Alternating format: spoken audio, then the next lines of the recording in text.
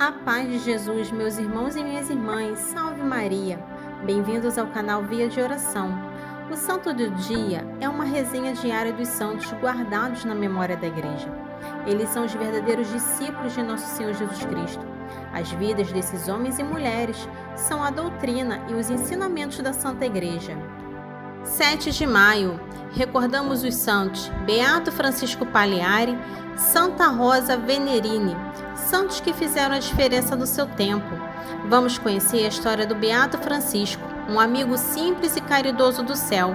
Em 17 de setembro de 2011, a Igreja de Turim deu à Igreja um novo beato. Na casa da pequena Divina Providência, o coração da obra de São José Benedito Cotolengo, Dom Francisco Pagliari foi proclamado abençoado. Francisco Pagliari nasceu em Pogliano Milanese, na Arquidiocese de Milão, em 22 de outubro de 1863, penúltimo de 8 filhos. Sua família carecia de recursos financeiros e não podia enviar o jovem ao seminário diocesano. No entanto, pôde cumprir a sua vocação sacerdotal em Turim, na pequena Casa da Providência. Ordenado sacerdote em 18 de setembro de 1886, foi um sacerdote exemplar ao longo de sua vida. Dotado de uma vasta cultura, foi um apóstolo incansável no cumprimento de tarefas de grande responsabilidade, com sabedoria e prudência, como mestre, confessor, diretor espiritual, pregador e responsável geral da Arquidiocese de Turim. A vida de Francisco Pagliari não foi feita de episódios sensacionais, mas de acontecimentos de encantadora simplicidade e doçura.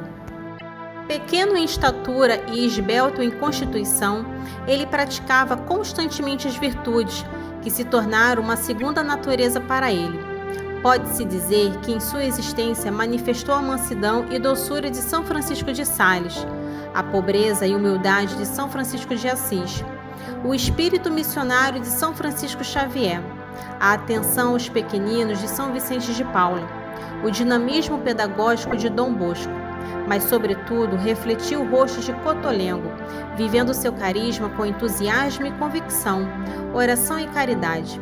O espírito de fé que se manifestava em ver tudo à luz de Deus era sustentado pela oração, por um excepcional fervor eucarístico e por uma filial piedade mariana. Da prolongada oração de adoração e contemplação, originou-se a sua heróica caridade para com Deus e para com o próximo. Eram as duas chamas que estavam sempre vivas, que emanavam de seu coração. Uma se elevava para Deus, a outra se inclinava para o próximo. Passou a maior parte de sua vida na casinha, visitando amorosamente os doentes, a quem confortava com palavras de consolo. Além disso, ele preparou prisioneiros para a Páscoa e ajudou os sacerdotes e leigos que acorreram a ele para aconselhamento e orientação. Sua misericórdia na confissão era ilimitada. Na casinha, correu boato de que Dom Francisco Pagliari era um padre santo e que se confessava santo. Os próprios penitentes diziam que com ele se sentiam próximos de Deus. Sua alegria tinha uma abertura do céu. A qualquer hora e em qualquer escritório movimentado, o venerável servo de Deus poderia ser respondido que estava se preparando para ir para o céu.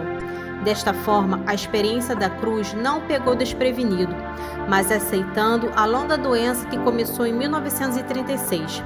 A certeza de poder unir os seus sofrimentos com os de Cristo para o bem da Igreja e a esperança de alcançar a recompensa eterna no final da sua peregrinação terrena fizeram exclamar: a cruz é primeiro amarga, depois doce e finalmente sequestra em êxtase. O Senhor o chamou para si em 7 de maio de 1939.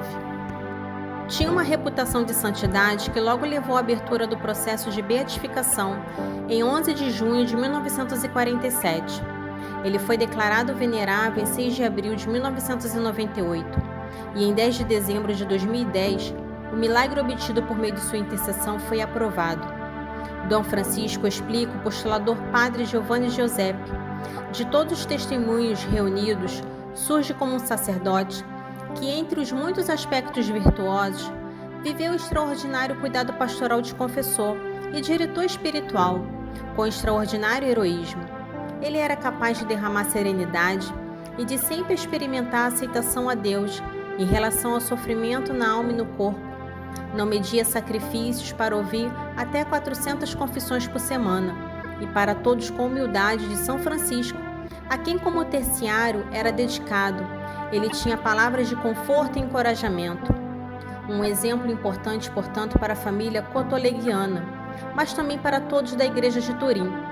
A beatificação de Dom Francesco Pagliari, sacerdote de Cotolengo, sublinha o arcebispo Cesare.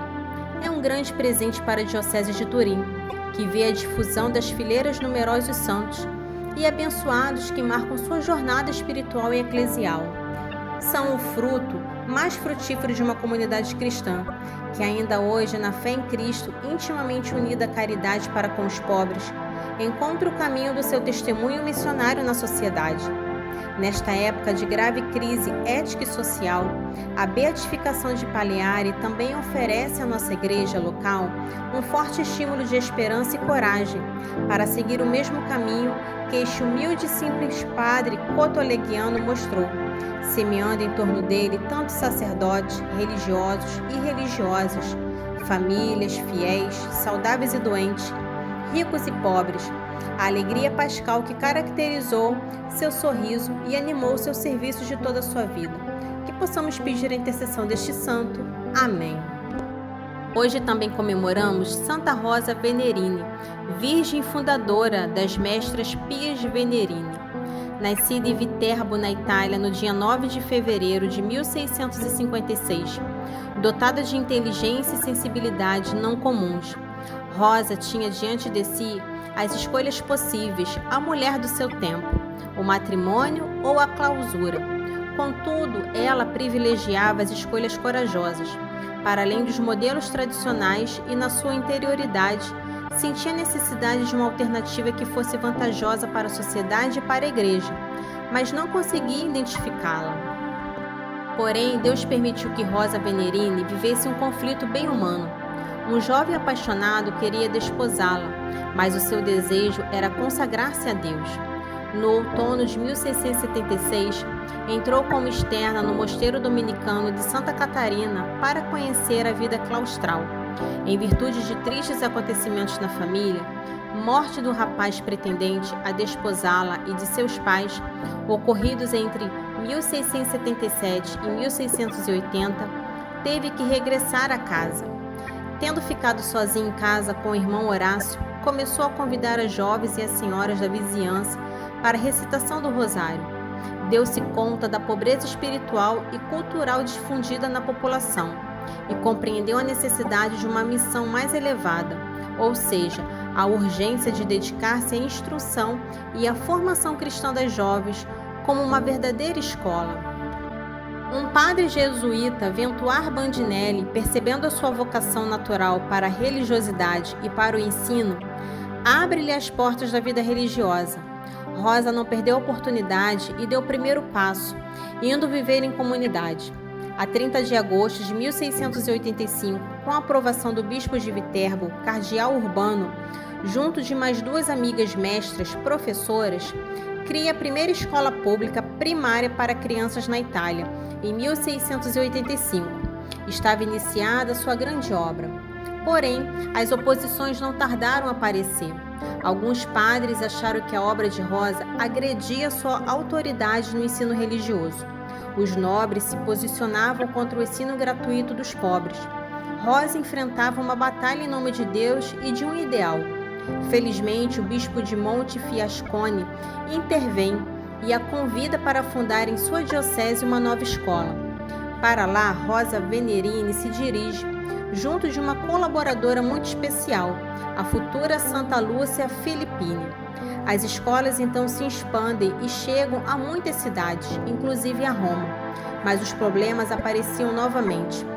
Rosa tem de enfrentar discussões dolorosas, ambições e divisões dentro de sua própria instituição, problemas provocados pela inveja e ganância das pessoas. Em 1714, escreveu e publicou um livro intitulado Relatório dos Exercícios que se praticam em Viterbo nas escolas, destinadas a instruir as meninas na doutrina cristiana, com a finalidade de obter das autoridades eclesiásticas a aprovação do seu método educativo. Em 1716, uma visita ao Papa Clemente XI foi um reconhecimento do valor de sua obra. O apoio do Papa foi um fator importante para o desenvolvimento de sua instituição, que na época não era uma congregação e agora é chamada Mestras Pias Venerini. O fim de sua vida foi marcado por uma doença que a consumiu por 4 anos. Rosa veio a falecer no dia 7 de maio de 1728, com grande fama de santidade, depois de ter fundado 50 escolas. Em 1909, é fundada a primeira casa nos Estados Unidos.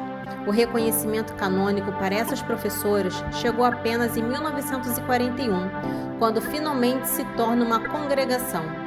O Papa Pio XII, de venerável memória, bem-aventurada Rosa Venerini, em 1952, quando a congregação já operava em muitos países do mundo todo. Suas relíquias estão guardadas na capela da Casa-Mãe da Congregação em Roma. Em 15 de outubro de 2006, o Papa Bento XVI, na Praça de São Pedro, canoniza Rosa Venerini. Que possamos pedir a sua intercessão. Amém. Para conhecer um pouco sobre a vida dos santos, se inscreva no canal, curta e ative o sininho para receber as notificações. Os santos são obras-primas de Cristo e nos levam por suas preces a Deus. Oração do dia. Ao nosso beato, querido Padre, companheiro e amigo, ajuda-nos a viver o teu espírito de simplicidade e doação. A caridade apaga uma multidão de pecados, e foi assim que tu tornastes bem-aventurado. Conduza-nos também pelo mesmo caminho. Amém. Beato Francisco Pagliari, rogai por nós. E Santa Rosa Venerini, rogai por nós.